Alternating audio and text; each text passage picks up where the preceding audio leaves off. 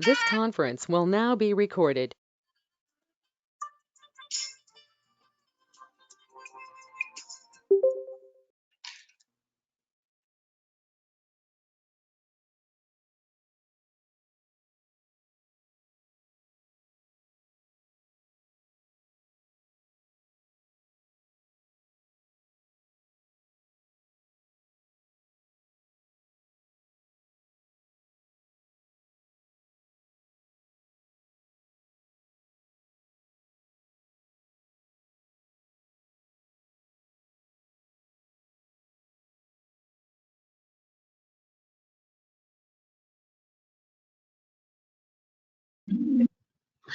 Good afternoon, everyone. We're going to go ahead and get started. Thank you so much for joining us. My name is Tanya Bray, and I have the pleasure of welcoming you today. Just some housekeeping items before we get started. This webinar will be recorded for future use. Photos may be taken for reporting purposes. All lines will be muted until the question and answer at the end of the webinar. Use the chat function to post comments or questions, and questions will be shared and answered during the question and answer session at the end of the seminar. The main objectives of this webinar are to equip students and parents with practical strategies to navigate through the college admission process, to discuss ways to pay for college, and to share relevant college information due to the ongoing COVID-19 pandemic. We want this to be an interactive discussion, so we encourage you to use the chat function to post comments or to ask questions. This event is being brought to you by a collaboration of chapters of Alpha Kappa Alpha Sorority Incorporated. There are 11 chapters participating, and we represent various areas of the country from Virginia all the way to Anchorage, Alaska. Just a little bit about Alpha Kappa Alpha Sorority Incorporated. We are an international Greek letter nonprofit organization that started on January 15th, 1908 on the College of Howard University. We currently have nearly 300,000 members worldwide. And we are functioning under the program theme, exemplifying excellence through sustainable service. We are addressing community needs through 5 target initiatives that include Target 1, HBCU for Life, a call to action, and #CAP. Target 2, women's health and healthcare and wellness. Target 3, building an economic legacy. Target 4, the arts, and Target 5, global impact. This program is a Target 1 program initiative that promotes HBCUs and shares factual information about them, and also #CAP, which is designed to assist high school juniors and seniors through the college admission process.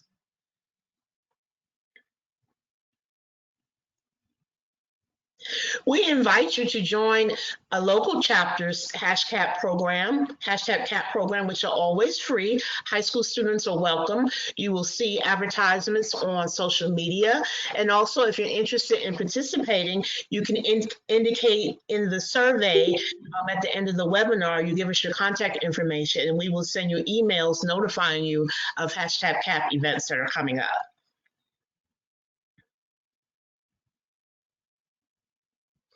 The agenda for today, I will be followed by Ms. Gracie Bowers, who will give us a nutrition moment.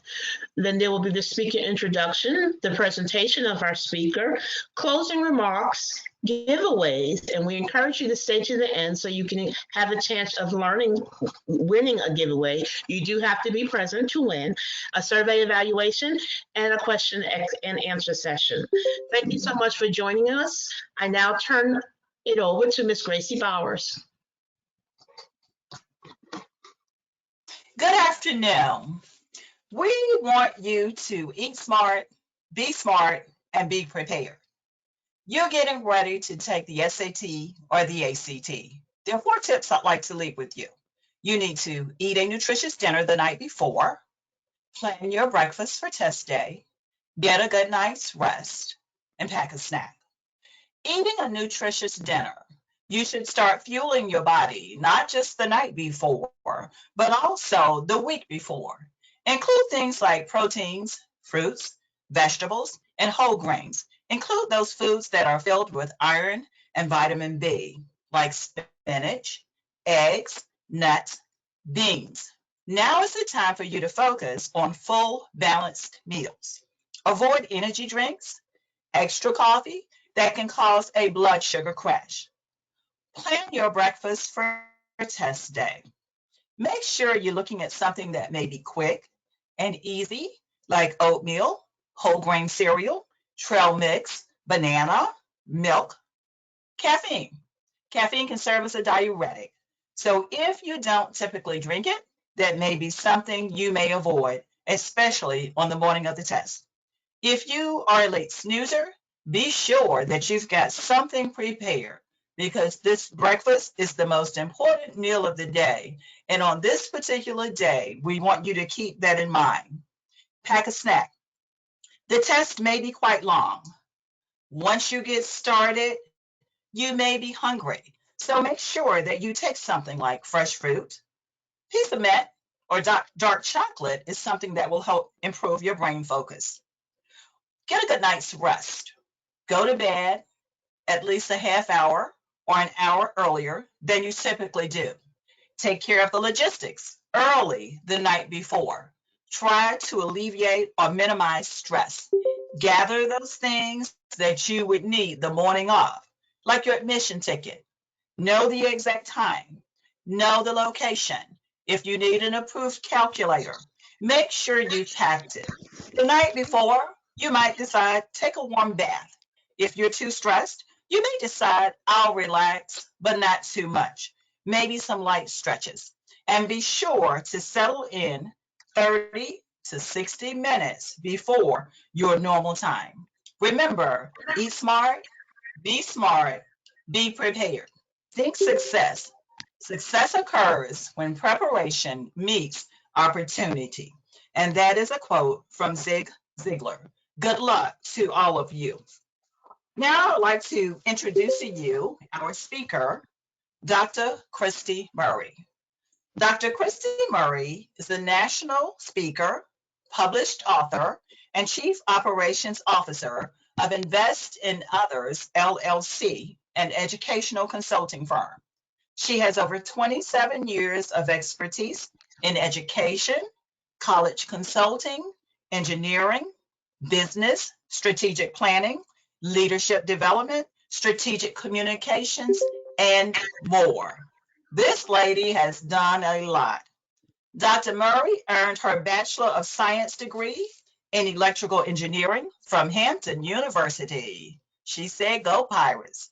She also earned a Master of Science degree in Computer Information Systems, a Master's degree in Business Administration from Strayer University, and a doctorate in Business Administration. Dr. Murray has been a member of Alpha Kappa Alpha Sorority Incorporated for 23 years. She is currently the Vice President of the Psi Psi Omega chapter, serving Stafford and Fauquier, Virginia counties. Dr. Murray is passionate about helping scholars get accepted into college and to graduate debt-free. Therefore, she published two books titled College Planning Strategies, I Wish Someone Had Told Me, and College Funding Strategies, I Wish Someone Had Told Me, to provide that much needed strategies and information that she wishes someone had told her. I present to you Dr. Christie Murray. Well, thank you very much, Gracie, for that kind introduction. I am happy to be here today, and thank you all for joining us today. I want to start my discussion today with a little bit of a storytelling approach, and you'll see that I'll use that approach throughout today's talk. I am a proud graduate of the Hampton University, and I think there's a couple of us on, and you'll see most of our members of our planning committee repping their different colleges. So you'll see different colleges represented, but when you see the HU type of attire, the real HU is Hampton University. So what I want to do is paint the picture. Back in 1993, I was a high school senior. I have a set of older twin sisters, and at the time, they were already in college. I went on all these college tours, visited these campuses. I even went to Howard too, by the way, but I went to all these college campuses, and I landed on Hampton University, which I fell in love with the moment our bus drove and it hit that long strip of Settlers Road to Hampton University. I go home that evening and I tell my parents, I said, I know where I want to go to school. I want to go to Hampton and I want to major in engineering. And so my mother says, well, it's great, but you know, Hampton's a private school and it's a bit costly. So I think I need you to look at some other affordable colleges. And I said, well, I don't really want to go anywhere else. And so my mother and I kind of went back and forth, and she finally said, look, I'm happy to help support you however I can, but with two other daughters in school, we're going to have to either find somewhere affordable or you're going to have to roll up your sleeves to find some other sources of ways of paying for it. So I said, okay. So I'm in school one day in high school, and then an assembly in the auditorium, and my school counselor comes and she pulls me out of the auditorium. She says, hey, Christie, I ran across the scholarship you may be interested in. So she says it's a company who's giving scholarships to students. They're looking for a student who wants to attend Hampton University. Fantastic. And they're interested in giving the scholarship to someone who's majoring in engineering. Now, I don't know about you, but I thought that was just a blessing and divine intervention. And so she looked at me, she says, are you interested? And I said, heck yeah. And she said, there's only one caveat. The application must be postmarked by tomorrow.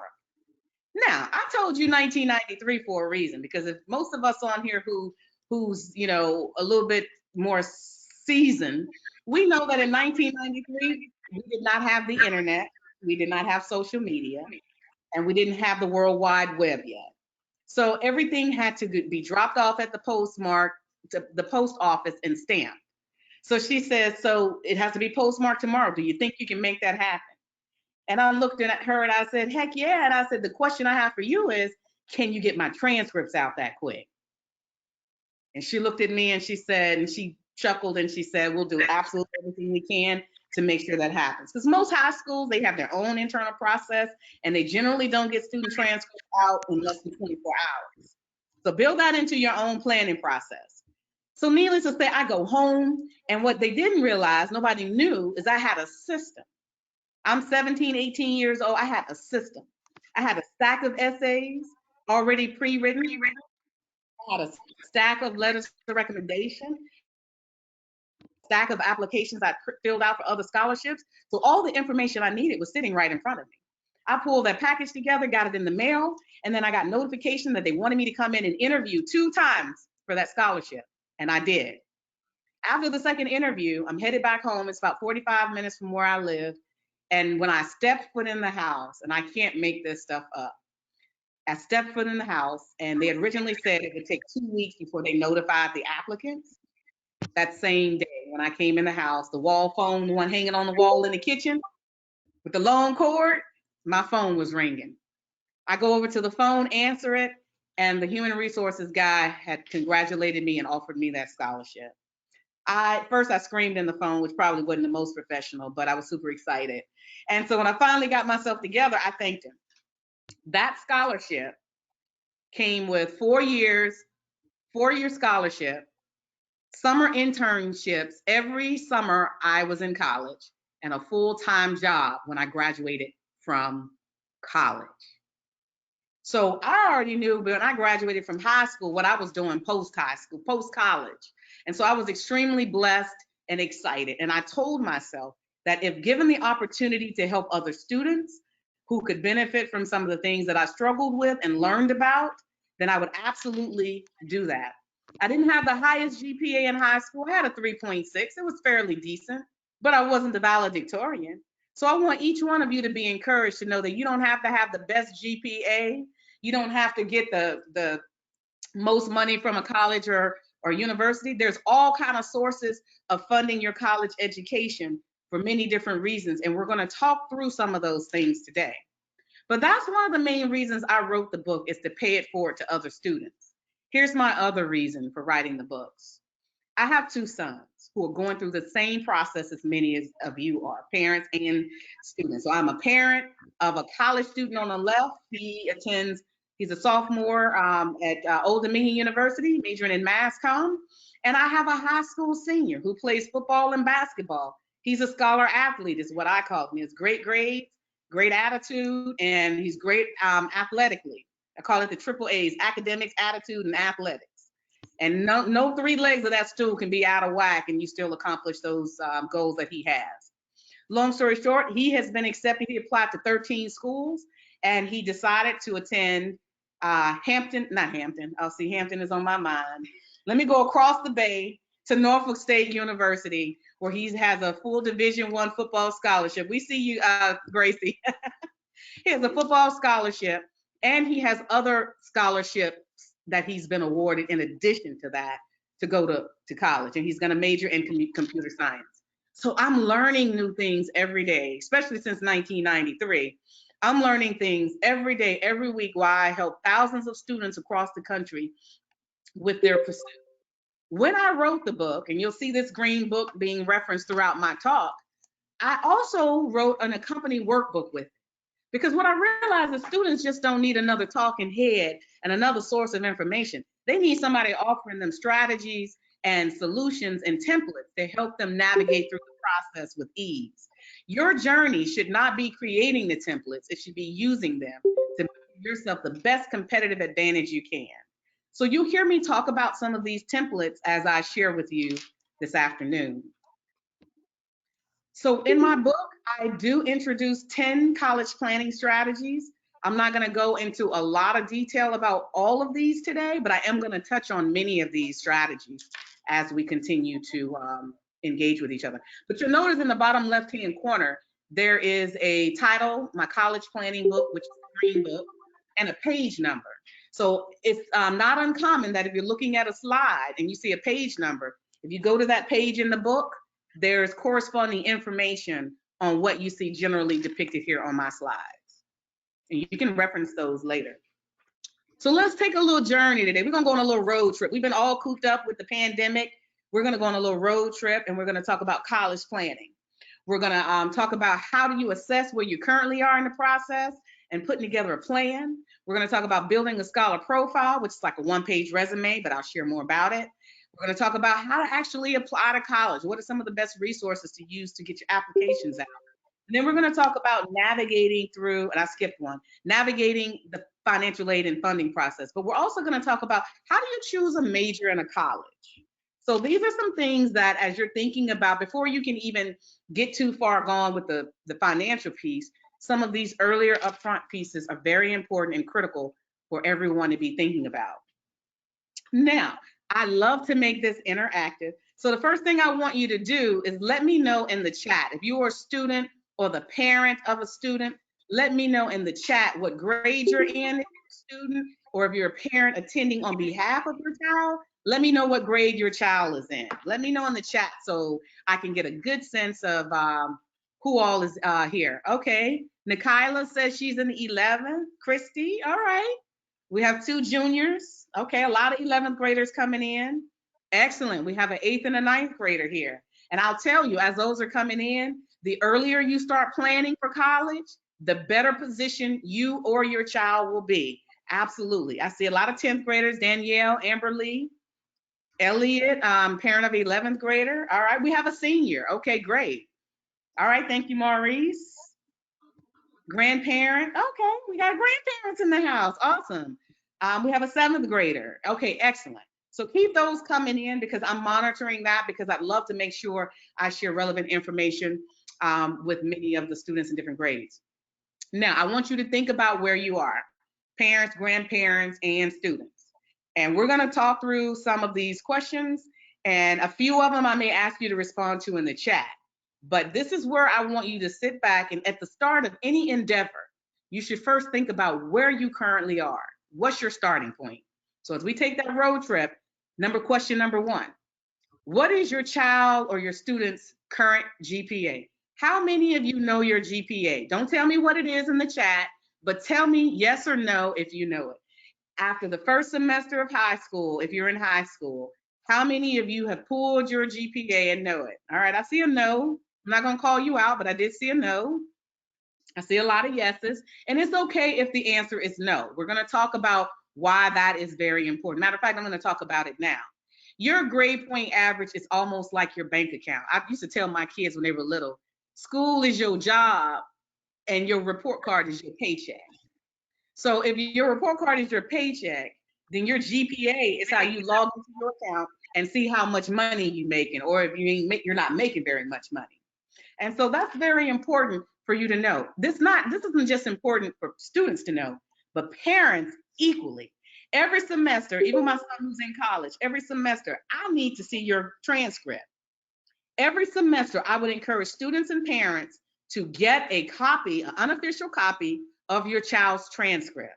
And as you see number 4 on this list, do you know the process of getting that transcript? If you don't, find out ASAP. Do not wait until your senior year. If you're the parent of an 8th grader or 9th grader, get copies of the transcripts after every semester. Why do I say 8th grade? Because there are 8th graders who are taking high school courses. And even important, if you're an 8th grader taking high school courses, just as important for you to know your GPA. My son took 2 high school courses in the 8th grade, and he had already a 3.8 coming into high school. If he doesn't trend well on those classes, you might want to make some changes.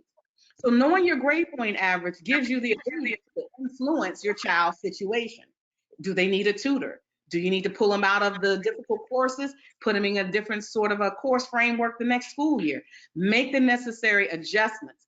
If you wait until your senior year, it's too late. You can't influence it after you've already matriculated 3 years of high school as much as you could if you check that every semester.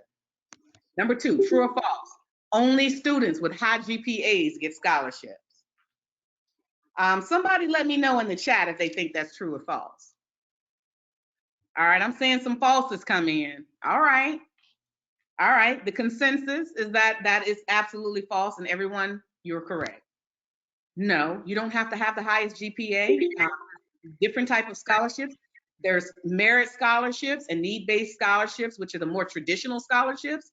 But there are all kind of non-traditional scholarships in the terms of interest-based. There's scholarships for all different sort of things. If you have disabilities, if you have medical issues, if you're in the military, if your parents work in certain professions, if you're interested in certain majors, if you play certain sports, or you have certain hobbies or interests. So don't limit yourself to just merit-based, where there's based on your academics and test scores. Look for all kind of scholarships. Now, I'll talk more about that in our next webinar, but I will introduce that webinar too. We're going to get into a whole conversation about college funding. Number 3, how many of y'all know your school counselor's name? In that story I told you about my journey, I am so glad I had a relationship with my school counselor, because she knew what I wanted to do. Don't just know who they are. Make sure they know who you are. Make sure they know what you're trying to do. If she could have had that same scholarship land on her desk and not know of a single student who needed to hear about that scholarship. But because I introduced myself, and more importantly, introduced what my goals were, she was able to make that connection for me. And I am grateful. I actually give her a shout out in my books as being a pivotal change maker in my life, really. That changed the course of my academic pursuits. We covered number 4. Number 5, true or false? The best time to apply for college is in the spring of your senior year. Anybody want to put it in the chat? You think you should wait till the spring, or you're a senior? Okay, I'm getting a bunch of falses, and all of you are correct. If you wait till the spring of your senior year to apply for school, you are slightly behind the curve. Yep, Amberly said it right. You too late. Very well said. So you want to start early. That's why this webinar, attending this webinar, is important, because your early start will really set you up. Number 6 and 7. What are your top 3 college or university? What are your top 3 college majors? How many of you, as a 8th grader, 7th, 8th grader, all the way up through a junior, have already started thinking about and narrowing down your list of what you want to study in school? I think it's important to know what you're going to study before you even pick a college. Because let's say I pick electrical engineering, which I did, and I pick a school that doesn't even have an engineering program. How does that help me? So you have to parallel your efforts to pick a major, and then you research schools to make sure they have your company program that you're interested in. Number 8, true or false? Most colleges and universities prefer the SAT over the ACT. I'll tell you right now, that's false. Most colleges and universities accept either or both. You just have to determine which tests you want to take. Outside of a COVID pandemic, I encourage students to take them both. My philosophy is take them both, figure out which one you naturally test the best on, and then take a prep course and retest on that. You don't know. It's only about 40, 50 bucks each test. Save that money, take both those tests and see which ones you're naturally good at, and then enhance that score. That'll position you well. Number 9, true or false? Average grades in hard classes are better than A's in easy ones. True or false? The answer to that is true. Most colleges and universities want to see students who have some academic rigor, who have challenged themselves academically, and who have excelled with their academics.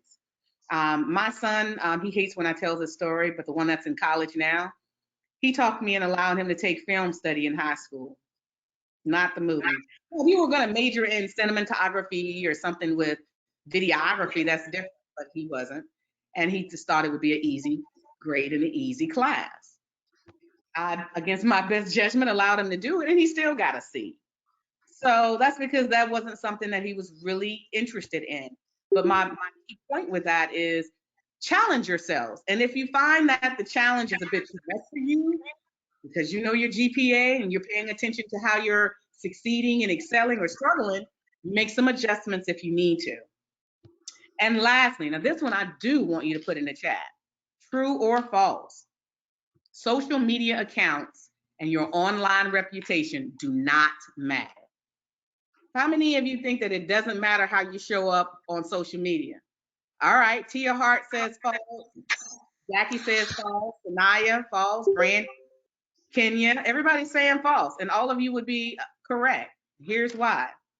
I tell students and adults, when I do professional development for adults, I tell them how you show up in 3 ways matter, and I call this your personal brand. You have to manage your brand. How you show up on paper, which is usually the first people get an introduction as to who you are. How you show up in person, like an interview or just meeting people every day.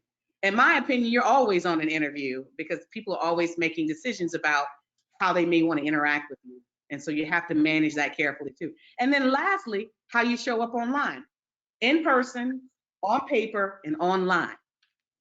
School, college officials are actually Googling students nowadays on Instagram and Twitter. My son plays football. His football coaches at colleges, they're actually checking out their social media accounts on Twitter to see how the athletes are showing up, to see how college students are showing up, high school students are showing up. And here's the thing, they want to know if you're fit for their environment. If you're out here shaking it and baking it and doing all these interesting creative things that don't serve you well, or being hateful or spiteful, it will likely come back to haunt you. And so I strongly encourage students, even with the getting admitted part. I know there are students who did not get admitted or got their admission rejected, especially last year with the whole racial tension in the country and a lot of different issues. Schools were rescinding scholarships and admissions because of how some of those students were showing up. And I tell my sons, don't make it easy for people to tell you no. You do everything you can to position yourself for a yes. So I'm going to continue in transition. The reason why I have you think about where you are, do you know your counselor? Do you know your grade point average? Do you have an idea what you want to study in school? How are you going to show up as you're doing all these things? It's because if the answer to some of those questions is no, then you have some homework to do. You'll need to think about those as you put together a plan. I highly encourage students and parents, if you're going through this process or you think that you'll be going through, whether your child wants to attend a 2-year school, a trade school, vocational school, or 4-year school, you should have a plan about how you're going to move. I don't move without a plan or a system. It doesn't have to be overly complicated. In fact, I would encourage that your plan be simple but highly effective. Here's a template, and as you can tell, this is one of the templates I offer with my book series. But this is just a simple template. You put what grade level you're in. So if you're in the 8th grade, start your plan early. Don't wait till you're a junior. Start thinking about what can I get ahead of now. If you're a junior and going to be a rising senior in the fall, a little bit more urgent. You should be putting some things that help position you to getting your applications in next fall. Your plan should include a list of items that actions you need to take. What type of action it is. Is it about the college? Is it about testing? Is it about, getting my applications out? Whatever that aspect is, you need to categorize it. And then associated costs with it. Now, students are like, who needs costs? My parents got it covered. This is very helpful. Remember I told you my son is a high school senior. He had applied to 13 schools. Guess how much we spent an application fee for 13 schools this past fall? Somebody give me a guess in the chat. So while I talk, somebody give me a guess in the chat and I'll come back to it. Christy says 1,300. Very close. Somebody else said 1,500. Not too far off. Not as high as 18. I spent almost $1,000 on application fees. Just application fees, not entire senior year, but just application fees. He applied to 13 schools. You don't have to apply to 13 schools, so please don't be frantic about that. I generally recommend about 5 schools you should apply to at different price points. But we'll talk more about that. But the key thing is you can't plan for what you haven't budgeted. So your plan should always include budgets, budgeted amounts. You got the SAT prep, you got senior pictures, you have so many different things your senior year. And then once you get to college, include those things on your budget too, looking out to the future. Your plan should also have a start and stop date. Oh, I have to have this done by the end of the summer. Oh, I've got to have this done by October 1st. And then track how much you've gotten completed. Oh, I'm about 75% complete with filling out my college applications, or I haven't started yet, 0%. And track those things in one place so that you and your parents can have visibility, because your parents are going to play a very critical part in this process. Now, as I talk about parents playing a critical part, here's what I don't advocate for. Parents taking the wheel and the children in the back seat. The students should be driving the process.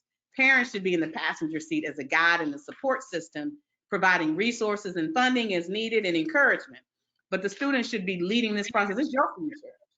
Like I tell my sons, I'm happy to facilitate whatever you want for your future. And if it's nothing, I'm okay with that too. But it won't be because you didn't have the support and the resources. So ask for what you need and make sure that you communicate with your parents and include them in the planning process. I also encourage you to think about how you use your time. This goes parallels very closely with the plan. So if you're a junior, for example, you should be thinking about, okay, am I close to meeting my high school graduation requirements? I should be keeping my grades up. Key point for juniors and all 6th, 7th grade through junior classes that I know on. Most colleges, when they make a decision about admitting you, aren't looking at your senior year grades. So if you think you can screw up and goof off grades 9, 10, and 11, and you'll make it all up your senior year, too late. Because if you're applying for schools the fall of your senior year, they're going to base it off of your grades through the end of your junior year. So juniors, finish out strong this next couple of semesters. And for those who are underclassmen, make sure you stay strong and stay on top of your academics. Also, juniors, you should make sure you know your process to get your transcript. My son's school had 4 steps. I had to fill out a form. He had to send that back in. We had to go and sign up on the Navian's website. We had to go and take money into the school for each transcript. And then he had to fill out another form. It didn't happen overnight. So like that story with my scholarship, what if my school counselor, I had to do all 4 of those things in 24 hours? I might not have had enough time and might have missed that opportunity. Don't let timing be the reason why you miss out on opportunities. So by understanding the transcript process, get ahead of it early, parents and students. Get with your guidance school counselor this week and say, you know what? I heard somebody say I need to make sure I know the process. What is the process? Write it down and keep it handy so that you can position yourself. At the time in the fall of your senior year, when you're applying to schools, you want them to get those transcripts out ASAP. And you do not want your transcripts to be the reason and the holdup while university says, and I've had students call Hello, Hampton University. I applied 3 months ago, but you guys haven't made a decision. And they say, well, that's because we still don't have your transcripts. They're not going to make a decision until they have everything in your complete package. So make sure that you know how to position yourself to help yourself. Stay involved in activities. Make sure you narrow down your colleges. Remember, we talked about college majors. Very important by the beginning of your senior year, juniors. By the end of the summer, you should know what you want to major in. Everything else you do that school year is going to be predicated off of that decision, or have it at least narrowed down. Start to research colleges and universities, and it's not too late to research them as early as 8th and 9th grade. There is nothing that says you have to wait until you're a junior or senior to start looking at colleges. In fact, and go visit schools. If you're out and about and you feel safe during the pandemic, go out and even just drive by and tour different colleges and universities. That'll help you to see if that school's environment is a good fit for your personality, because not every school is a fit for everybody. Update your scholar profile. I'll talk about that. Here you see I said take both the SAT and ACT tests. Start researching financial aid and scholarships, ASAP. Most students don't realize that there are people who give out scholarships in the 9th and 10th grade. But if you're not looking for it, guess what? You're about 100% probability you're not going to get one. So if you start looking for scholarships early, you may be surprised at what's available and what you may be eligible for.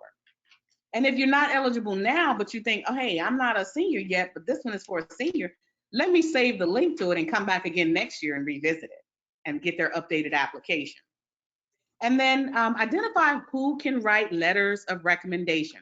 This is for all grades. If you're in the 9th grade, you're going to have a powerful, what's the 9th grade course y'all take? Let's just say biology. You might have had a great experience in biology and you had a great rapport with your teacher. Are you going to remember that by the time you're a senior? Maybe, maybe not. So what I encourage students to do as early as the 8th and 9th grade is start making a list, save it on the notes of your phone. Mr. So-and-so from 9th grade biology, Mr. So-and-so 11th grade geometry, whatever, and make a list and keep that list with their email addresses next to it, and make sure you know who I want to write letters of recommendation for me. And then lastly, I want to talk about athletes. And I think we should host a separate workshop. Let me know in the chat if you play sports and plan to play sports in college, because I want to speak to that just briefly. I want to say that athletes also have an additional requirement to meet in terms of NCAA eligibility requirements. If you're an athlete, like I'm seeing some students come in now saying that they are, Christie says she is. Okay, Sanaya is as well. So I have athletes here, and we should definitely stay connected so we can get you more information on that. But NCAA has an entire eligibility process. They have certain courses they want you to take, and newsflash, it's not every course you're taking in high school. They have what they call core courses that they expect their athletes to have taken. They have GPA requirements for Division I and Division II schools and eligibility. And then they have a sliding scale with the SAT and ACT. Students who have great academics can afford to have a lower SAT and ACT test score. And students who have a lower academic performance are expected to have a higher SAT or ACT test. How do you know these things? You also have to be registered. You have to create a profile on the NCAA Eligibility Center website, and they actually want you to send them your transcripts after your junior year. And if you don't know these things and you happen to get a copy of my book, I did dedicate an entire chapter or a section in my book to talk about NCAA eligibility.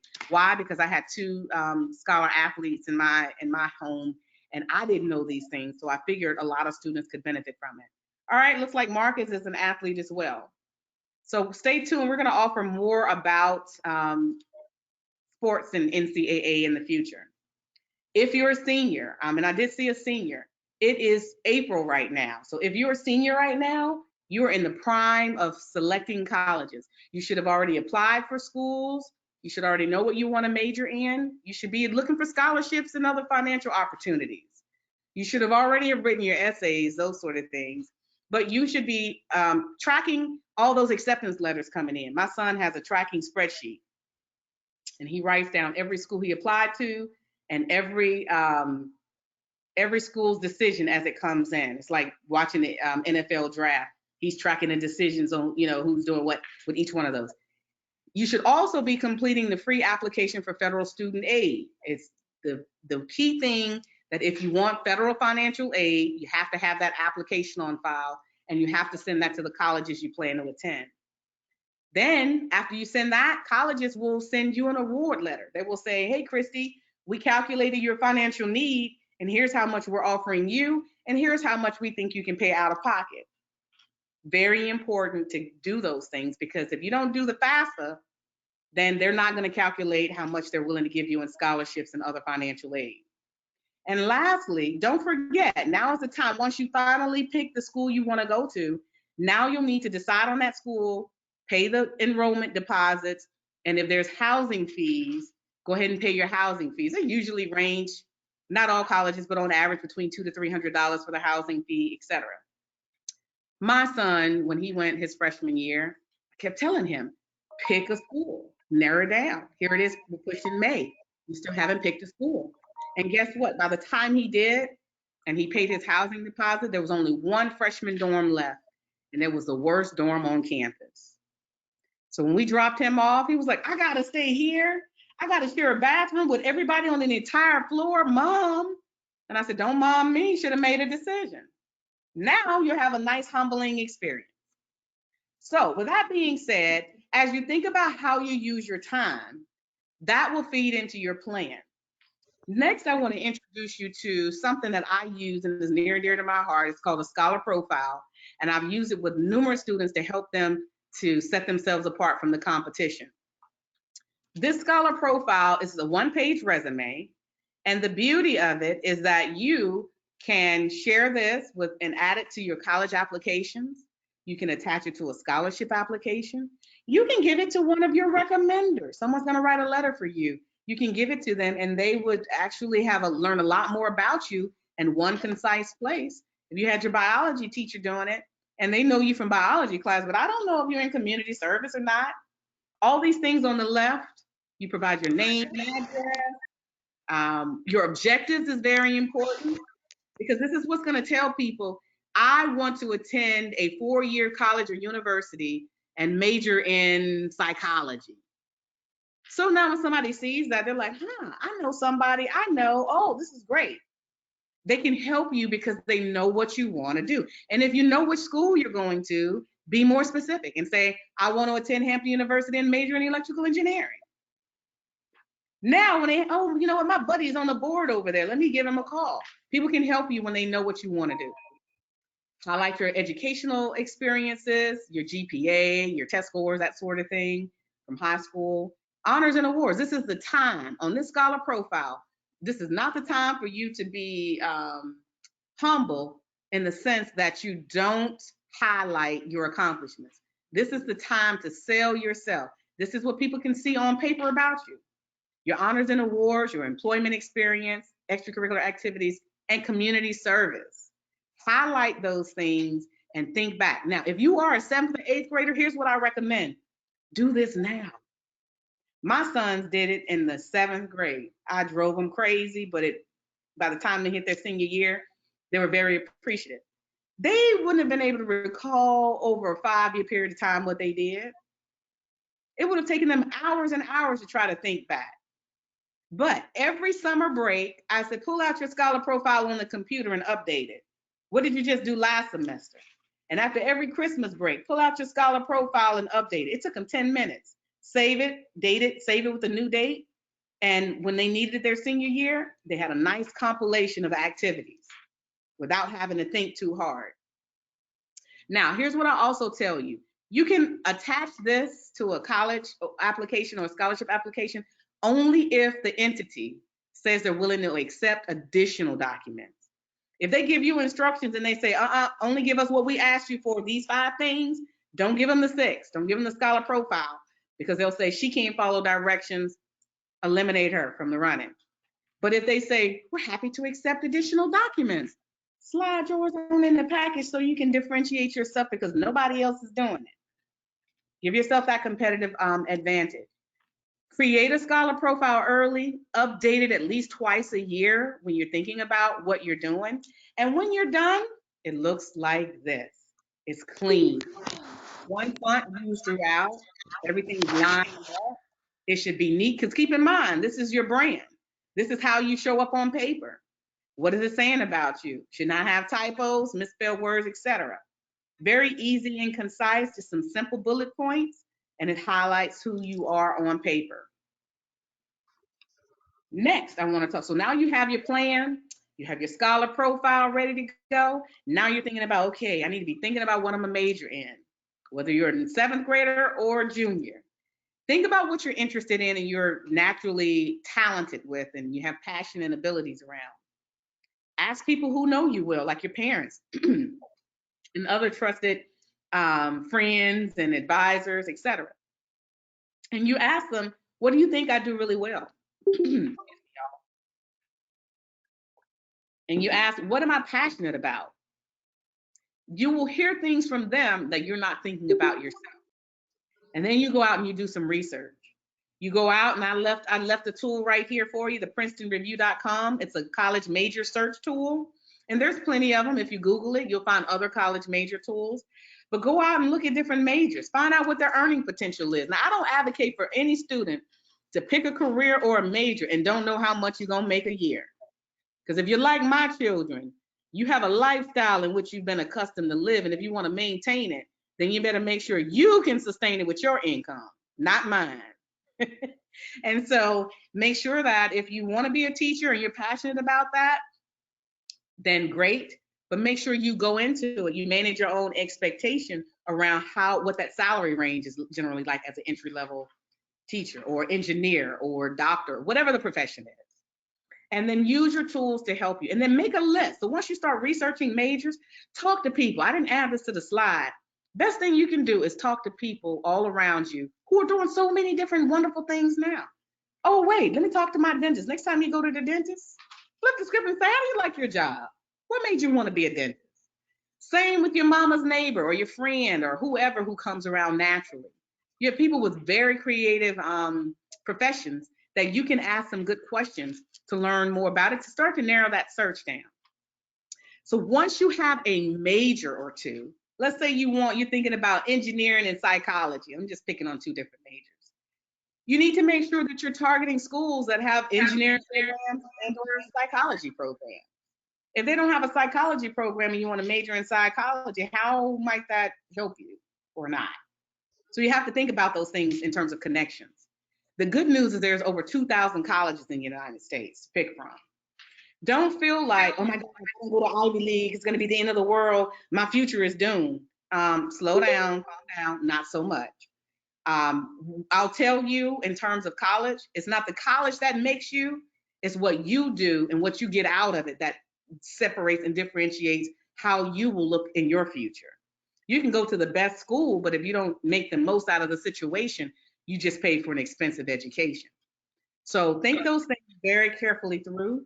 Whether you want to go to a trade school, which is really where you can just learn a skill or a trade for a specific job like an electrician or a plumber, that's perfectly, they make pretty good money. Let your HVAC, it's almost summertime, let your heat go out. And you tell me, if you're sitting in the heat for 2 or 3 days, how much you would pay to get your HVAC system replaced or repaired. You would probably come up off of whatever money you need. So those are excellent professions. It just may be that a 4-year college may not be for everyone, but everybody needs to be thinking about their earning potential in their futures. Also, there are 2-year colleges, community or junior college. Maybe you want to strengthen your GPA, or maybe you're still undecided about a major. So before you pay all those 4-year tuition costs, maybe you say, well, let me go to a community college for a year, think that through, but still take some general courses that I have to take anyway. That gives you the ability to do so at an affordable cost. And then you can always transition and transfer to a 4-year college. And this is where you would generally do 4 years of college work towards your degree program and earn a bachelor's degree. So you have different type of colleges you can choose from. You can be thinking those through and talking about those with your parents. So now you know the different type of colleges. I want to make sure that you understand the distinction between a public college or university and a private one. Public colleges are generally funded by a state or federal governmental entity, They usually get most of their funding that way. They're generally larger than private schools. You can have in-state tuition, or if you live in that state, let's say you're in Virginia and you go to a public school in Virginia, they have a certain tuition rate for in-state students. And if somebody wanted to come from New Jersey and go to school in Virginia, they would pay the out-of-state tuition for that student. And it's usually more substantial than the in-state tuition. And then you have private schools. Private schools generally don't get predominantly the predominant amount of their funding from governmental entities. They usually get them from other sources, private sources, alumni, endowments, fundraising, student tuition fees, those sort of sources. And some are for profit, some are nonprofit, and they generally only have one rate. They don't care if you in-state or out-of-state. Everybody's going to pay the same private school tuition rate. That's one of the key distinctions. And the last distinction is private schools on average cost more than public schools. So remember in my story, you see why I added all those tidbits to my story? When I said I wanted to go to Hampton, first thing my mom said was what? But that's a private school. Now you see why I said it that way. Because a private school, she knew was going to cost more than if I'd gone to an in-state public school. She's like, look, you better get your mind and your money right. So now that you know what types of colleges there are, you have the responsibility to pick a school. Okay, I've narrowed down my major to engineering or maybe psychology. I'm going to start looking for schools. Find a college or university that fits your personality, your background, and your interests. You may decide, I want to go to a large school. I want lots of people around, or a small school. I don't want that many people. People get on my nerves, or whatever that is for you. Then you get to decide the size, if you want to be near home, away from home, all those different aspects and factors about choosing a college. You have to make that decision for what's best for you, not what's best for your mama and your daddy and your auntie. I wanted both my sons to go to Hampton. Neither of them are, but because I really want to encourage them to go where it's going to be the best fit for them. Consider affordability. I should have put a big bold, red bold under that second bullet. You really should think about how much it costs to go to each school. Remember I said apply to at least 5 schools? Don't just pick a school. Go to a school you can afford, or find the money so that you can afford it. But 5 schools, if you on average pick 5 schools that you're going to apply for your senior year, you pick a couple maybe in-state schools that are fairly affordable. You maybe have one maybe private school if you really have a private school you're interested in. And then you may have a few more schools that may be a little bit more costly. But you should have some sort of bell curve of schools that you're getting ready to apply for. If you get accepted into all 5 of those schools, fantastic. Each one of those schools is going to give you a financial aid award letter. This one may be giving you a lot of money, so you don't have to pay a lot out of pocket. This one may give you very little money, and they want you to, what, $40,000 a year out of my pocket? I'm not prepared to do that. So I'm going to make this choice, maybe, or this one. But guess what happens if you pick 5 high-priced schools and you get accepted? Man, I can't afford none of the schools I applied to. What am I going to do now? But if you give yourself a range, you get to make a more informed decision. And that's my goal for you, to do things that position you put you in the driver's seat to make the best decision for you. There are a couple of online tools here, bigfuture.collegeboard.org. They have a great tool to help you search colleges. The commonapp.org, they have phenomenal tools.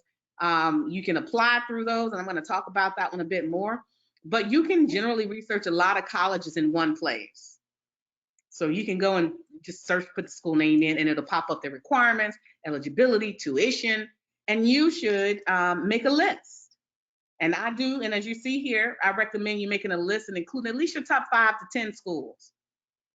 And then you can say, Mom, I know I'm just a freshman, but I'm really thinking about these schools and I'd like to visit them over the next few years.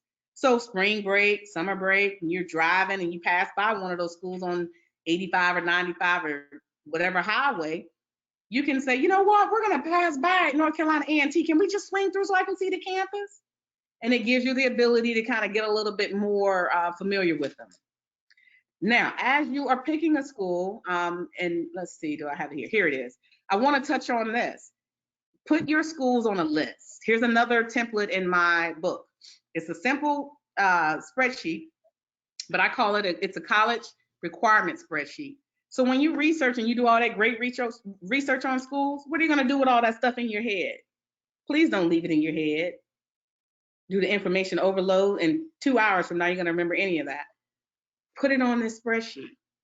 List those 5 to 10 schools we just described. It'll give you everything you need to know to show your parents later, the tuition, etc. And you can go back and say, oh, this one costs more than that one. Okay, let me circle this one. These I'm going to get more serious about. Or, you know, here's the deadlines for them. It gives you all the information you need in one place. So research it, save the information here, and you can track your progress over time as you apply to those schools. Also, I do want to bring to your attention, coming up, since we're talking about colleges, the Common Black College app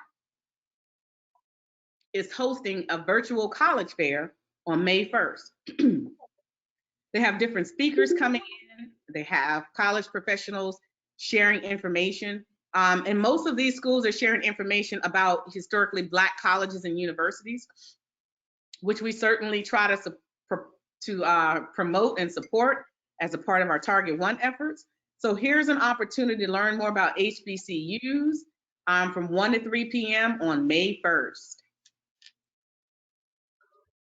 And I'll make sure I provide you all with these slides so that you will have those dates and the links to those. All right, so now that you have a list of schools, you gradually building, you got a major, you got your scholar profile ready, you research the colleges and you have them on this list, you're gonna take this list and you're gonna start applying for schools. Generally around the fall of your senior year, rising seniors, or my juniors on the webinar. Now, as you apply for schools, here's what I'm gonna tell you, and I don't know if I mentioned this earlier. If you are a junior, please don't wait till August to start this process. Ms. Christie highly recommends that you use some time, valuable time you have between now and the end of the summer to complete some of these steps. Figuring out your transcript process, writing essays. Write essays over the summer. There's no reason why you should have to wait till you're back in school and busy to write essays. Once you've researched those colleges, one of the things you'll see on this spreadsheet, there's actually, for each one of those colleges, there's a question. Does it require an essay? Yes or no? And you see here it says yes, comma, this one wants a 250 to 500 word essay. So guess what? When it's time for you to move into action, you already know this summer, I gotta write 3 500 word essays based on my list that I put together. Get to it and be about your business. Most college applications have 5 key parts. You have the application itself. They are going to want your academic performance, usually in the form of your transcripts, official transcripts, sealed transcripts, transcripts you haven't opened and manipulated. They're going to want essays if they require it. They may want letters of recommendation, and they want your test scores. Now, we do know that right now, many colleges and universities are going test optional, meaning they're not requiring students due to the pandemic to have SAT or ACT test scores, and they're making their decisions without those. Here's what I'll tell you. If you have an opportunity to strengthen your scores and take the test safely, I still recommend you do so, because these colleges and universities still may use those scores to determine who they're giving merit scholarship money for. But wait, you said I didn't need it to apply. You don't, but you need it if you want our money. 2 different parts of the process. And I think it's important to highlight that for you. My son took it and he actually ended up getting some scholarships from Norfolk State because of his academic performance. Also, so you've researched those schools. Most of the time when you apply to colleges, generally you can apply online, either directly through that college's website, through another portal, or you can still mail in your application. So use that as something to think about how you may want to do it.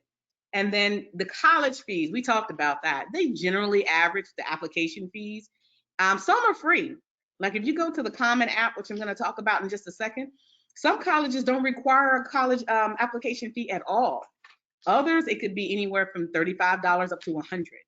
So as you're pulling together that list, I'm gonna keep going back to this list, I even have a column for the application fee. When you get to the bottom of this list with your 10 schools, you can do a sum total and say, Mom, I'm going to need about $1,300 for application fees. Why? Because you see it all in one place right here. You can add that to your plan. This is the beauty of thinking about these things early.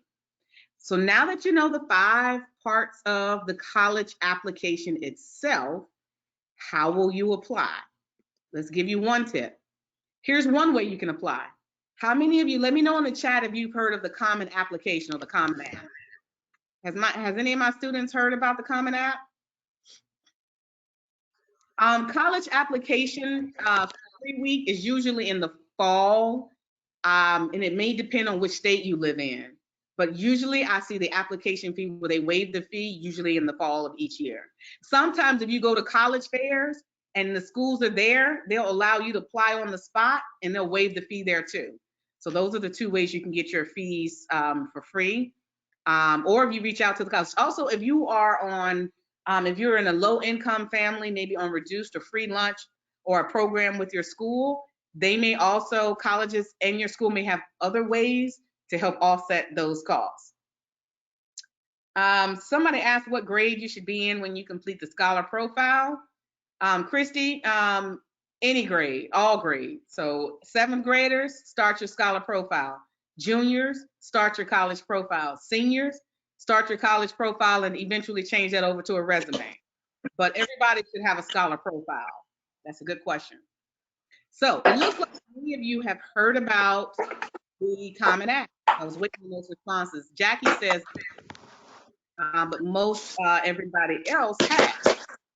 So here's what I want. Mute the lines. Can y'all still hear me?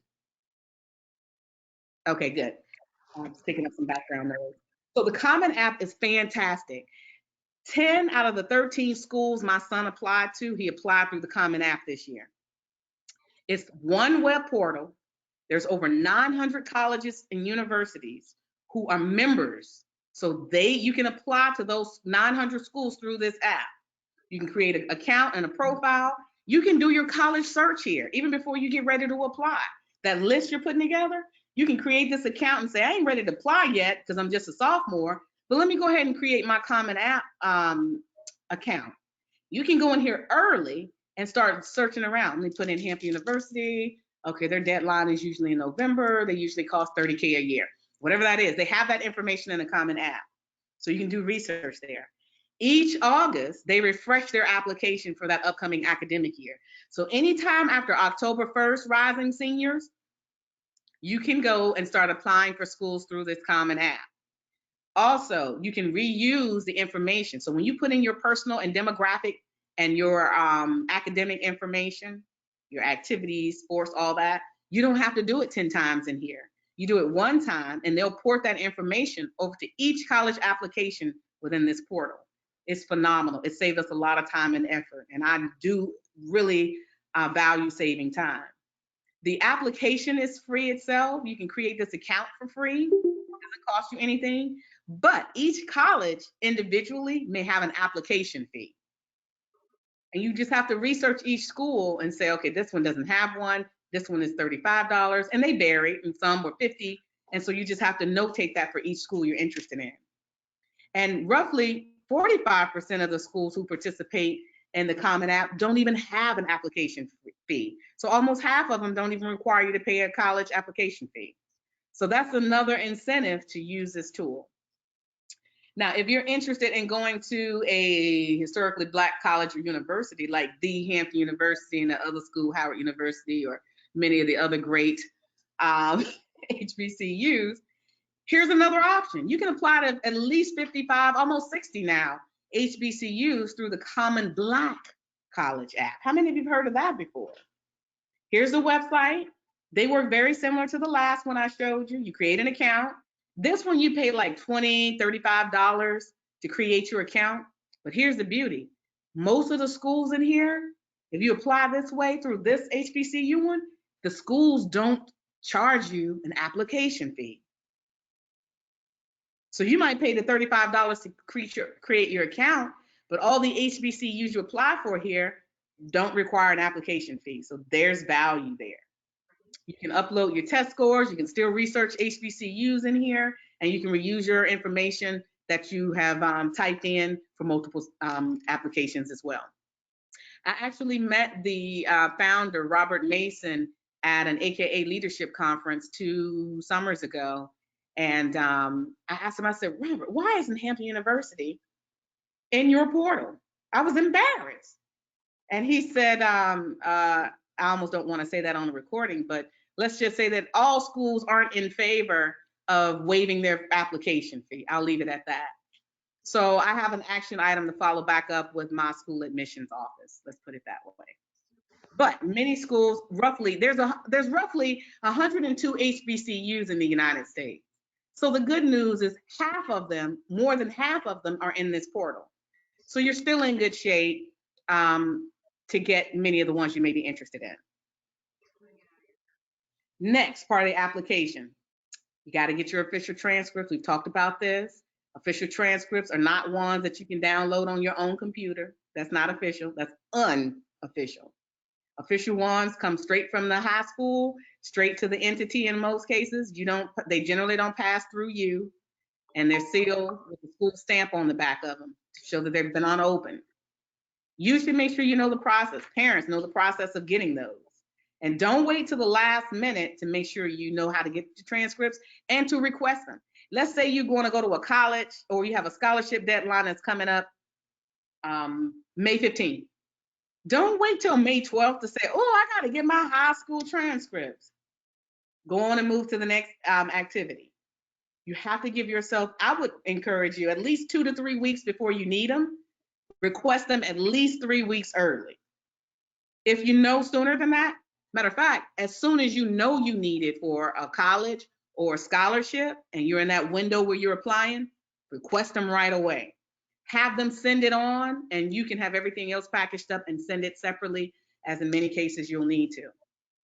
And lastly, very important, double check to make sure that the colleges that you are requesting transcripts have received them. In some cases, the high schools are on it.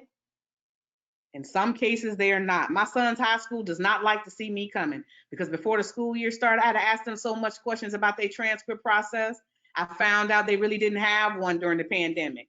But after I finished asking 20 questions, they said, you know what? She getting on our nerves. We need to come up with a better process during the pandemic. But I did it for 2 reasons. I'm not going to wait to the last minute, but every senior coming behind my son and within this class with my son needs the same information. Now, when you apply to colleges, this happened to my niece, and I hate to say it was Hampton University, but I am. She applied to Hampton early, years ago. Called over. It was like, wait a minute, it's been a while. I still haven't figured out if I've gotten accepted or not. She calls over, and they said, we're waiting on your transcript.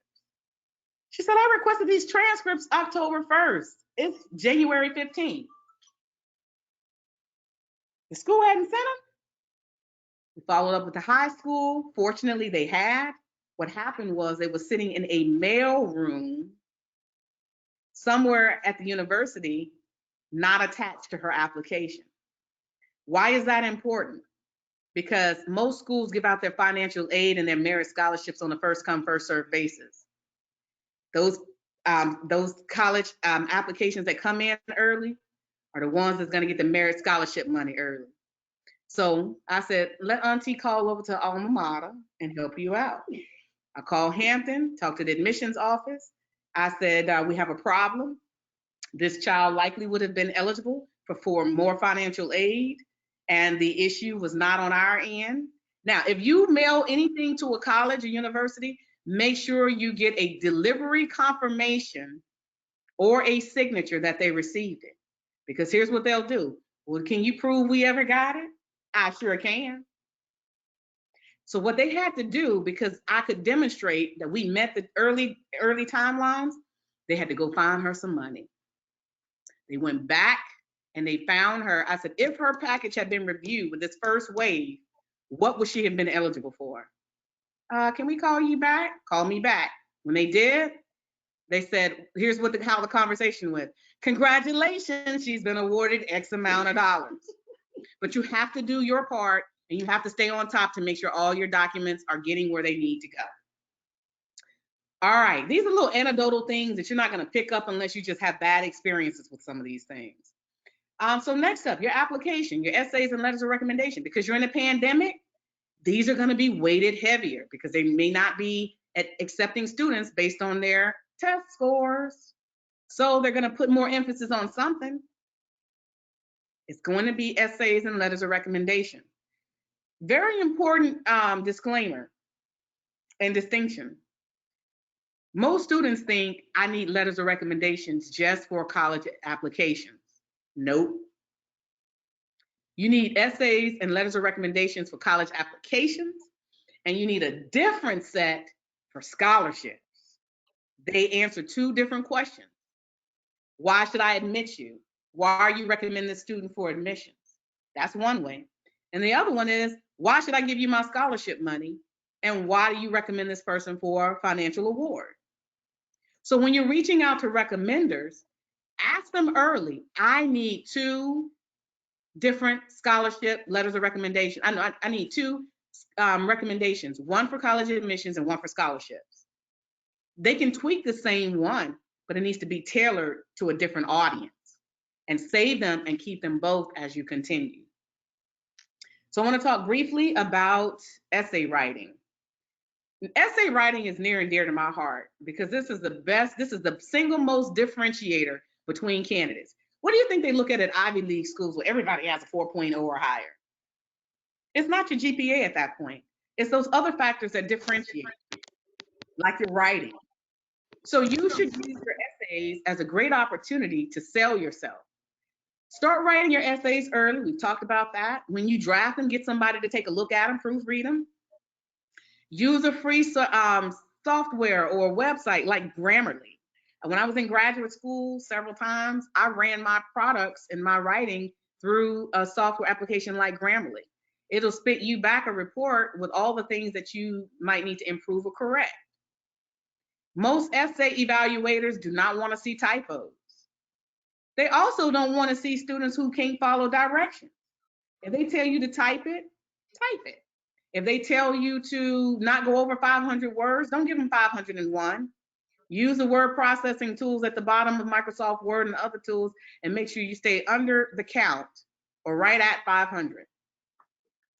Follow their deadlines. If they tell you to write on a particular topic, if I say, Miss Karen, please write an essay on leadership. And Miss Karen go on to talk about why she likes to walk dogs. And I'm just randomly making something up, but it's like completely off topic. I'm like, I've evaluated scholarships, and you know what I do? I thought this was supposed to be about leadership. Next, what else? Who else? So you have to make sure you don't discard yourself, get yourself eliminated because you're not following directions and you're not speaking to what people ask you about. Save all your essays. My son did this. He saved what you'll find, some of the same topics that you write about with your college applications, scholarship entities may ask you for another spin on that same topic, whether it's leadership or some other topic. And I think I have it here. Yep, here's some different topics here. These are the common topics most students get essays instructions on, or these are the common topics. Your essay should always have three key parts: the introduction, here's who I am, and here's why this topic matters, and here's my challenge or issue that I'm writing about, and then the body. At the end of the introduction, you should say, I want to talk about X, Y, and Z, three key things. And then in the body, you should have a paragraph or an aspect on each one of those three key things. It needs to be organized. If it's not organized in your head, it's probably not organized in anybody else's when they read it. And then lastly, it should be a conclusion. How do you summarize it all back up? Despite the pandemic and all the hardships I faced, my leadership, my community service, and my faith all were blah, blah, blah, blah, blah. And here's how I want to, very important, make a difference. Your conclusion should be more than, the introduction should be about you. The body should be about you, what you want to do with it. But the conclusion should be about something bigger than you. How am I going to make a difference in this world, in the society, in the community? Tie it all back in. I actually have a video about essay writing in more detail. I would highly encourage students to watch because that's going to be a very important differentiator in who gets selected. Letters of recommendation, I don't have to talk a lot about it because we've covered a lot of this. What I will say is start thinking about who can write letters for you now. I listed teachers, school counselors, etc., community leaders, even employers. I'm even seeing scholarships where they're asking, they're accepting letters from employers. Christie showed up on time. She was responsive, those kind of things. And make sure that you tailor your ask to the type of application. Meaning, if they want a recommender to talk about why you should get money, it should be about scholarships, not college admissions. And ask your recommender if they can give you multiple copies of the same letter recommendation. Generalize it. So instead of saying, I'll make up Jack and Jill. Let's say Jack and Jill has a scholarship. When you go to your recommender, you don't want them to say, Dear Jack and Jill. What you want them to say is, Dear Scholarship Entity. So when you save it, when they PDF it, they sign it and you PDF it and you print it off and make copies, you can use that with every scholarship that's talking about X, Y, or Z. So do those things so that you don't have to keep running back to the same teacher 10 times. Need another letter, need another letter. They would appreciate that, I guarantee you. And then, of course, track early a list of people who can write letters for you. Give them enough time. Give them 2 to 3 weeks too, just like you would for your transcript, if not longer, to make sure they can write you a letter. And make sure you give them instructions. Don't just say, I need a letter. If the entity says we're going to need their email, we're going to send them a separate link for them to upload it, tell the recommender that. They should get instructions from you how the process should work so that they can get it done on time. And the last thing I want to mention is 2 things. Give them your scholar profile. Remember we created that?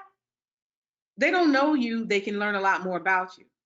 And then lastly, offer to draft a letter of recommendation for the recommender.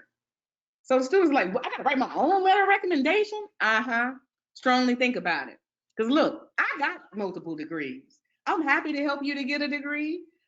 There's plenty of people who are professionals who have met their professional aspirations and they're happy to help you. But here's the thing. Please do whatever you can to value add their time. So what happens if you go to, I'm gonna pick on one of my sorors out here.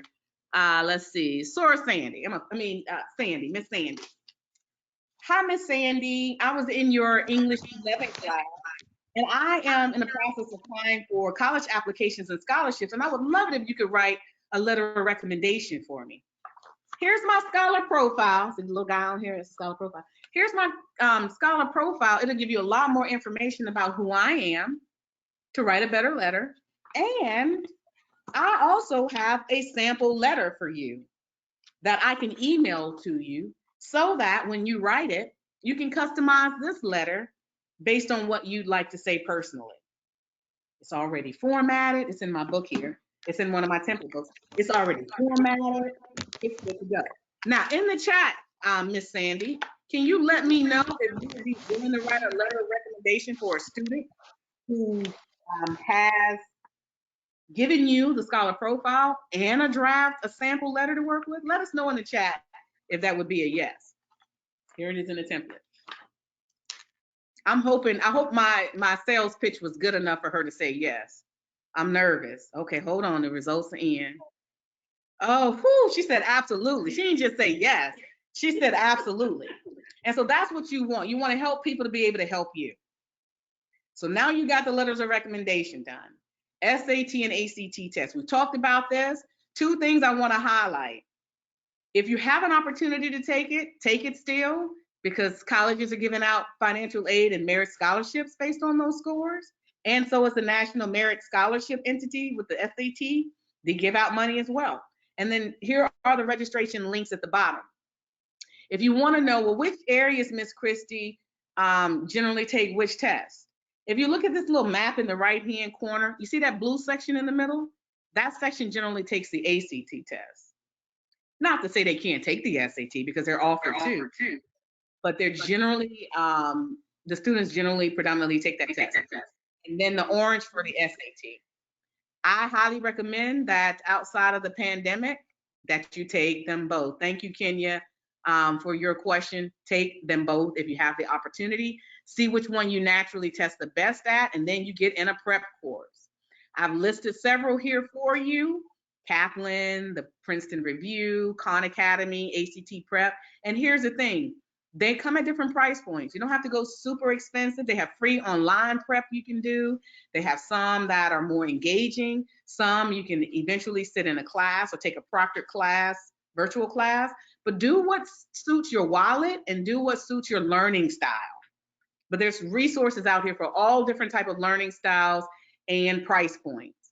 That's the key thing. Once you take the prep course, then that you go and you immediately after the prep course and you retake that test. So if you finish your prep course on Friday, when you schedule it, already have scheduled to take the SAT that Saturday. Why? All that stuff is still fresh in your head. Get it out, get it out, get it out.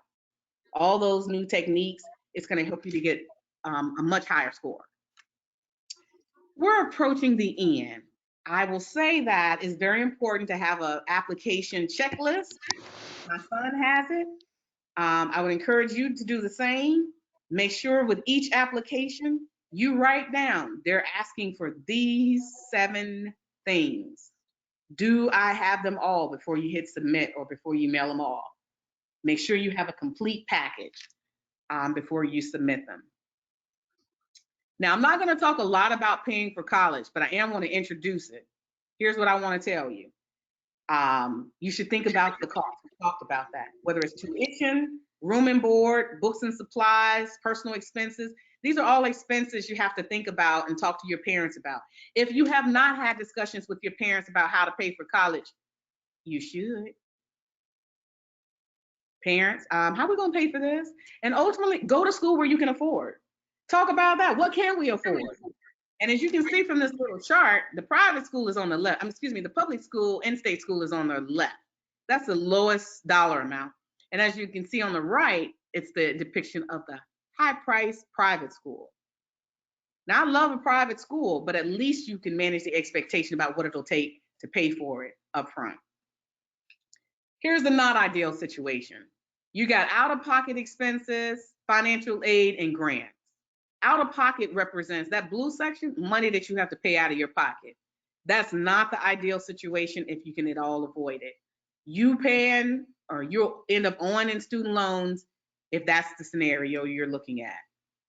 If you want to maximize your money and work to graduate debt-free, which I highly encourage for most students, I spend a lot of time talking to students about gift aid, scholarships, grants. That's that green section. In the ideal situation, you're finding enough funding that you don't have to pay back and that you don't have to pay out of pocket to get through 4 years or whatever, how many years of school that you are pursuing. Financial aid is just simply money to help pay for school. It can show up in student loans, which I talked about, money you have to pay back, work study, you work on campus, and they'll offset that with, you working. They'll contribute money back towards your tuition and fees. And then your gift scholarships and grants. Now, that's all I'm really going to cover on financial aid and funding. But here's what I will tell you. We have a webinar coming up on May 23rd, a Sunday, same time, similar place. And we highly recommend that you tune in for it. The registration link is listed below. I'm going to add it to the chat in just a moment when I'm done presenting, but we highly encourage you to join us.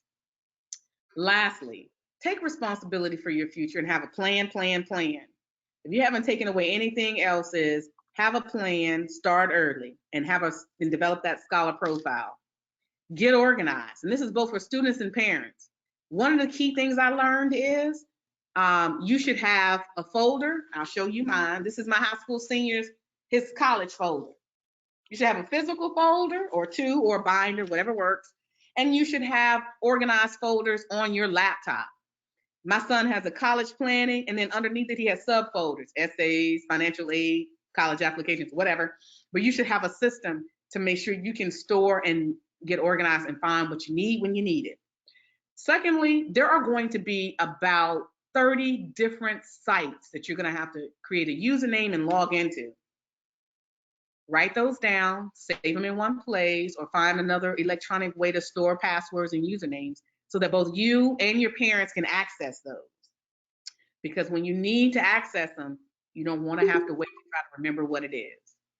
And then also, I created a separate email address, a Gmail address for my sons, because what I found is they like to text and DM and all that, but they were not checking email.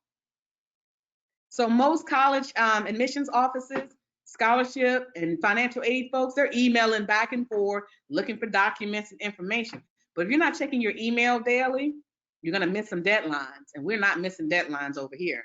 So my son and I created a joint email address. We both have the username and password, and we both access it and make sure that we're pushing everything that he's doing college related to that email address.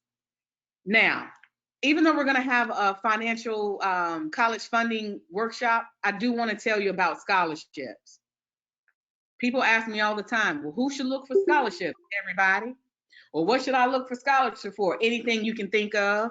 There's almost a scholarship on any topic. And lastly, how many should I look for? Do you have enough money that you need? Did you pay for everything? You should look for scholarships till you graduate from college. I didn't say high school, I said college. If you don't have all 4 years of your college education paid for, even if you're a sophomore, junior, or senior in college, you should still be looking for scholarships every year. Don't waste people's time. There's going to be a lot of people helping you in this process. Don't waste their time. Be responsive. Turn around things when they ask you for things so that they can help you in a timely manner. And please say thank you, most importantly, to your parents, your school administrators and educators, and many people who are going to help you along the way. So with that being said, in the slide deck, you'll receive some useful links that you can reference later. Follow me, please, on Facebook, Instagram. I know many of you youngsters aren't on Facebook, but parents, feel free to follow me. But follow me on any of these platforms. I'm also recently on TikTok giving tips. I forward along scholarships that I hear about, other tips that, new tips that I hear, or new things going on in this arena. I post those in different places. So that's another way to stay informed. Next, we're going to do something fun, so don't leave just yet. We're going to get to Q&A in just a second, but we're going to take a quick second and we're going to do some giveaways. So I'm going to, Sir Kanisha, can you come off of mute, please? Yes. All right, Miss Kanisha, I'm thinking of a number. I want you to think of a number between 1 to about 115, roughly. And that individual, we're going to call out that individual's name from our registration roster, and they will receive a copy of my college funding book and workbook. We will email that to them. So think and give us, we're going to do this 3 drawings. So the first one, give us the number between 1 and 115. 111. 111. Drum roll. I'll do a little drum roll. Alicia Martin. Alicia Martin. Is she attended? Did you have her down as having it? Alicia, congratulations. If you are on mute, Thank you. excellent. You are more than welcome and congratulations. We will send out your book set to you this week. So a signed copy of your book to you this week. So expect that in the mail. And do we have her address? What we have is her email. All right. So Alicia, we will email you to get your address so that we can mail your book to you. All right. All right, Kanisha, we are ready for the second drawing. Give us the second number. What about number 14? Number 14. It would be Mackenzie Alexander. Mackenzie Alexander. Oh, thank you. Awesome. Congratulations. Do we have her address? Let's see here. Congratulations. We do? We do. All right. Do we have her email address? We have her email. All right. We will email you as well. Good job and congratulations. Thank Last you. but not least, all right, Sir Kanisha, we need you to look in your the ball and give us a number to maybe we can award something to a male.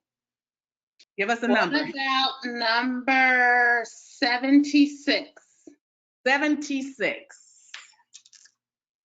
I have Gina Stevens. Gina Stevens, you are the lucky third recipient. Congratulations, dear. Come off mute and let us know if you're out there. I am here, but you can give mine because I am a soror also. So please give mine to another child. Can you pull again? Okay. Yes. We'll pull again. Kanisha, new number, please. Thank you for that, Sora. What about number 55?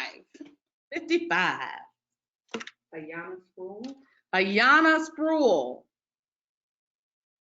You out there? Yes, thank you. All right, excellent. Do we have her email?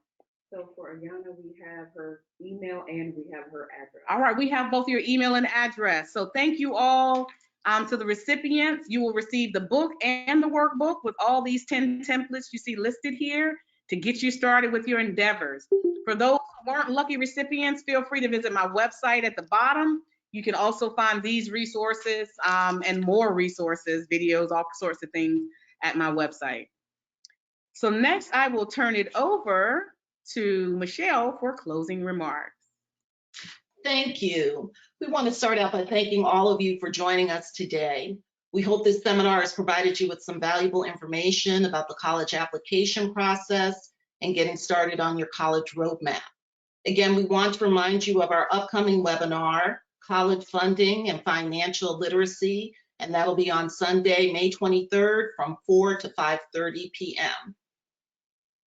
We also have some college planning webinar recordings, some videos on the YouTube channel, Invest in Others.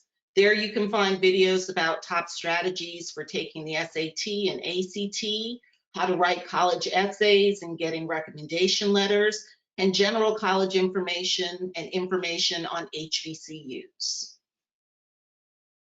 We also appreciate your feedback, so we'd like you to complete a survey.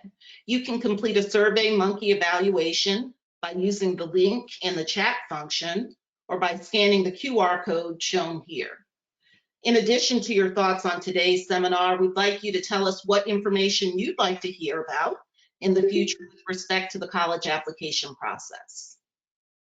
Lastly, an email will be sent to all of today's participants with the SurveyMonkey link, all the slides you've seen today, and future webinar dates and registration information. Again, thank you for coming. And now we're going to get started with Q&A. So if you have any questions, go ahead and unmute yourself or ask a question in the chat feature.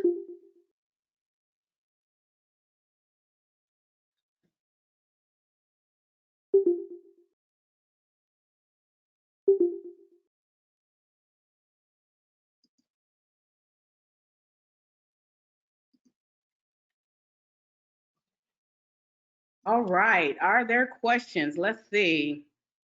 One student said, I switched schools my sophomore year. Can I get recommendations from teachers from my freshman year or keep them from my current school? Great question. I would say yes. If you still have those contacts, I think they would be happy to hear from you. Feel free to reach back. Give them plenty of time to be responsive. Share your scholar profile and give them a sample letter. I guarantee you they would not mind helping to write that letter, but you should. Also remember, Christy, that you will need your transcripts. You need to know the process to get your transcripts from both high schools too. For everything that you do, you'll need both schools' official transcripts. So you'll need to build that into your planning, that you still have to maintain that relationship with your previous high school and your current high school. Great question. Do you know anything about living in DC and if we can pay in-state tuition for any state schools? That is a great question. I'm not sure of the answer to that, but I will start to research that and find out. What I would encourage you to do is check with your school counselor. Christy says, okay, so you did hear that you can. Well, that's helpful to hear. I would also recommend checking with your school counselor and find out how that may have affected other students at their school. Good question. Could you give places that give scholarships to ninth graders and other high schoolers other than seniors? Jackie Farmer, please tune in to our May 23rd webinar. I'm going to put the link in the chat real quick, but here's what I'll tell you. I can tell you that they're out there. I don't have them at the top of my mind right this second, but I have seen some recently as I was fumbling and looking for scholarships for my son and other capacities. If you Google scholarships, Google scholarships for freshmen and see what pops up. That will give you an indication of what may be out there and available. And I'm not trying to shortchange your question, but one of the things I do talk about when I talk about college funding is Google is your best friend. You can Google scholarships for the blind, scholarships for people with asthma, scholarships for students who like to basket weave, scholarships for those who play the guitar. Any particular unique niche you have or uniqueness about you, there are absolutely scholarships out there if you Google them and you get pointed in the right direction, or generalize and say scholarships for students with disabilities. So those are the kind of things that keywords are going to be key in finding a host of scholarships that you ordinarily would not have heard about. Next question, what are advantages and disadvantages of reclassifying my child? I need to learn more about what you mean by reclassifying, Amberly. Are you talking about in terms of sports? Yes, it is sports related, not academically. In fact, my student was in accelerated and advanced courses, but Dad decided a reclassification, really due to COVID, would be advantageous for him as far as sports is related.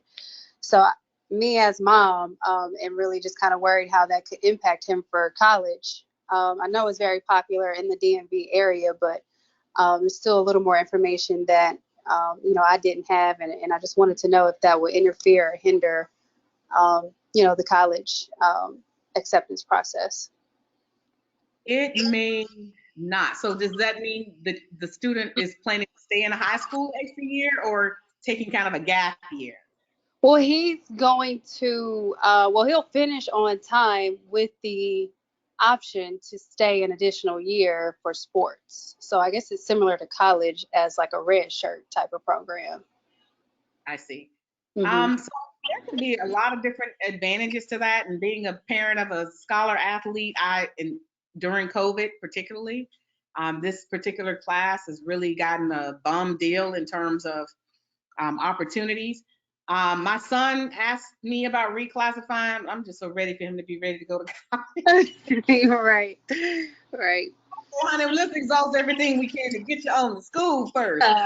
Yeah, it was just like COVID. We felt like for athletic reasons, Dad thought that it was best to essentially give him back that year. That is his advantage. I think in terms of financial aid, make sure that the things that you would do his senior year, if you're gonna have him apply to colleges still, and I would talk to athletic coaches at schools, the athletic department, and find out specifically how to handle it for each university. Because I don't know if they want you to apply the normal senior year to that school or wait until the following year to apply for admissions into the school, because you got the sports angle, but you always still have the admissions angle you have to clear as well too, and the financial aid. So you'll have to still apply for all those different aspects in the academic year potentially, in which the student may actually right before they matriculate. So if he's going to have 3 years, your timing may be a little bit different in terms of when he applies for financial aid, college admissions, etc. So I would talk to his high school coach. I would talk to some different the schools, like if he has a narrowed down list of schools he's interested in playing sports, talk to each one of those sporting offices and get guidance, specific guidance for them as well. Okay, thank you so much, and I'll definitely do that for informational purposes and just navigating this, because he'll be graduating soon. So thank you. You want to find that out sooner than later, because what happens is they may have some requirements that if you wait until it's right, the deadlines are right up on you, you may have missed some windows of opportunity or some deadlines. So the earlier you can find out how they approach that, the better you can strategically position yourself. Okay, thank you. You're welcome. All right, someone asked, can you clarify early decision versus early action? Yes. I learned a lot about this over the last year.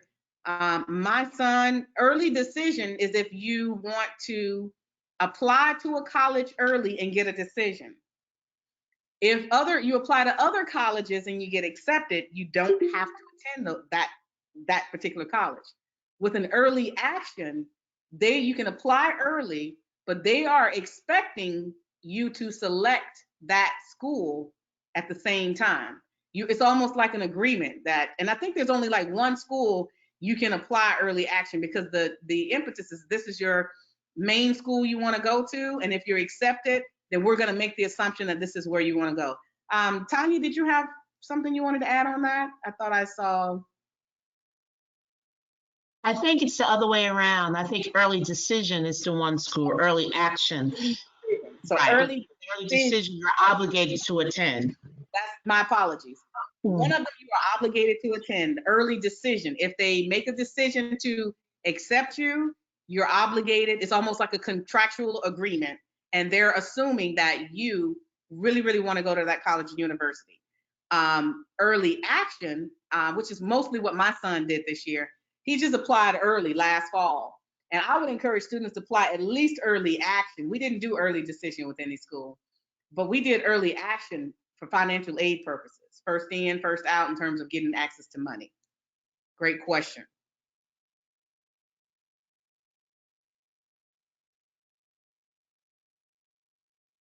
Any other questions? Anyone want to come off mute or in the chat? I know we've run slightly over, so I do want to give you back the rest of your afternoon. And if we don't have any other questions, last call for questions. All right. All right, well, thank you all. I hope you found this to be useful and valuable. Stay tuned. We will be offering more events to you. We have all of your emails, so we will keep you informed as to future events that we're going to bring to you. For all my scholar athletes, we are going to try to host something for NCAA eligibility, and we're going to definitely talk about funding coming up in May. So stay tuned for more great presentations. Enjoy the rest of your Sunday.